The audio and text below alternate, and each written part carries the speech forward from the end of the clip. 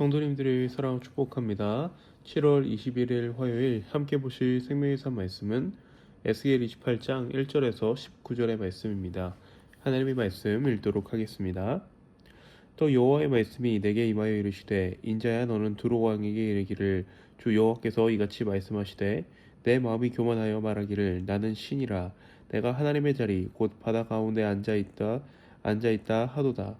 내 마음이 하나님의 마음 같은 채 할지라도 너는 사람이요 신이 아니거늘. 내가 다니엘보다 지혜로워서 은밀한 것을 깨닫지 못할 것이 없다 하고 내 지혜와 총명으로 재물을 얻었으며 금과 은을 곳간에 저축하였으며 내 큰 지혜와 내 무역으로 재물을 더하고 그 재물로 말미암아 내 마음이 교만하였도다. 그러므로 주 여호와께서 이같이 말씀하셨느니라. 내 마음이 하나님의 마음 같은 채 하였으니 그런즉 내가 이방인 곧 여러 나라의 강포한 자를 거느리고 와서 너를 치리니 그들이 칼을 빼어 내 아름다운 것을 치며 내 영화를 더럽히며 또 너를 구덩이에 빠뜨려서 너를 바다 가운데서 죽임을 당한 자의 죽음같이 바다 가운데서 죽게 할지라. 내가 너를 죽이는 자 앞에서도 내가 하나님이라고 말하겠느냐. 너를 치는 자들 앞에서 사람일 뿐이요 신이 아니라. 내가 이방인의 손에서 죽기를 할례받지 않은 자의 죽음같이 하리니 내가 말하였음이니라. 주 여호와께서 이같이 주 여호와의 말씀이니라 하셨다 하라. 여호와의 말씀이 또 내게 임하여 이르시되 인자야 두로 왕을 위한 슬픈 노래를 지어 그에게 이르기를 주 여호와의 말씀에 너는 완전한 도장이었고 지혜가 충족하며 온전히 아름다웠도다. 내가 옛적에 하나님의 동산 에덴에 있어서 각종 보석 곧 홍보석과 황보석과 금강석과 황옥과 홍만노와 창옥과 청보석과 남보석과 홍옥과 황금으로 단장하였으며 내가 지음을 받던 날에 너를 위하여 서고와 비파가 준비되었도다. 너는 기름 부음을 받고 지키는 그룹이며 내가 너를 세움에 내가 하나님의 성산에 있어서 불타는 돌들 사이에 왕래하였도다. 내가 지음을 받았던 날로부터 내 모든 길에 완전하더니 마침내 내게서 불의가 드러났도다. 내 무역이 많으므로 내 가운데에 강포가 가득하여 내가 범죄하였도다. 너는 너 지키는 그루바 그러므로 내가 너를 더럽게 여겨서 하나님의 산에서 쫓아냈고 불타는 돌들 사이에서 멸하였도다. 내가 아름다움으로 마음이 교만하였으며 내가 영화로움으로 내 지혜를 더럽혔으며 내가 너를 땅에 던져 왕들 앞에 두어 그들의 구경거리가 되게 하였도다. 내가 죄악이 많고 무역이 불의함으로 내 모든 성소를 더럽혔으며 내가 내 가운데서 불을 내어 너를 사르게 하고 너를 보고 있는 모든 자 앞에서 너를 땅 위에 재가 되게 하였도다. 만민 중에 너를 아는 자가 너로 말미암아 다 놀랄 것이며 내가 공포의 대상이 되고 내가 영원히 다시 잊지 못하리로다 하셨다 하라. 아멘. 네, 좀 긴 말씀이었는데요. 저희는 지금 에스겔서의 말씀을 보고 있습니다. 에스겔 27장에서는 두로를 향한 하나님의 경고를 보았고 이후에 28장에서는 두로 왕을 향한 경고의 말씀이 이어지고 있습니다. 2절에서 4절은 두로 왕의 죄가 무엇인지에 대해서 자세히 서술하고 있고 6절에서 10절은 죄를 범한 두로 왕에 대해서 심판이 예언되고 11절에서 19절은 심판당할 두로 왕을 위한 애가가 낭송되고 있습니다.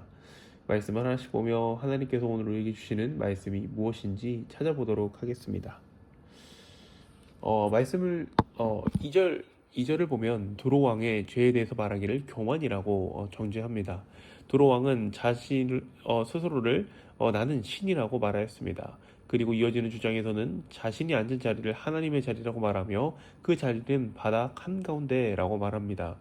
얘는 지리적으로 바다에 위치한 두로를 말하며 그곳에 왕으로 있는 자신을 신적 존재라고 스스로 말하는 것입니다.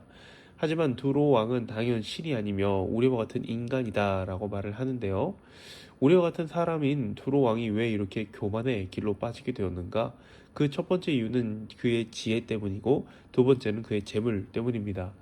두로 왕은 자신의 지혜를 하나님께서 지혜를 주셔서 각종 은밀한 것을 깨달은 다니엘을 언급하며 비교하고 자신의 지혜가 다니엘의 지혜보다 뛰어나다라고 주장을 합니다. 그리고 이 지혜를 기반으로 많은 부를 축적하였다고 말을 합니다. 이 말씀을 볼 때 두로 왕이 말하는 지혜는 세상 정세를 잇는 지혜일 수 있고 이를 기반으로 무역 장사를 하는 지혜일 것입니다. 성경에서 말하는 지혜의 개념과는 조금 다른 면이 있지만 자신의 무역 실력을 말하는 것이긴 하죠. 그는 실제로 수완이 좋은 사람이었습니다. 그의 무역 실력으로 인해 두로와 그곳 사람들은 많은 돈을 벌었습니다. 두로 지역에 사는 사람들은 매일 밤이면 자신이 가진 재물을 자랑하며 밤새 파티를 열기도 했습니다. 이를 보면서 자신의 지혜로 인해 백성들이 잘 살고 모든 사람의 칭송을 받은 결과 스스로 교만의 길에 빠지게 된 것입니다. 그의 능력이 결국 그를 망가뜨리는 아이러니한 결과를 낳게 된 것입니다.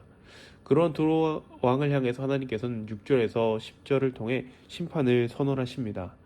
여러 나라가 와서 그를 공격할 것이고 그들 앞에서 자신은 신이 아니며 사람이라는 처지를 깨닫게 될 것입니다.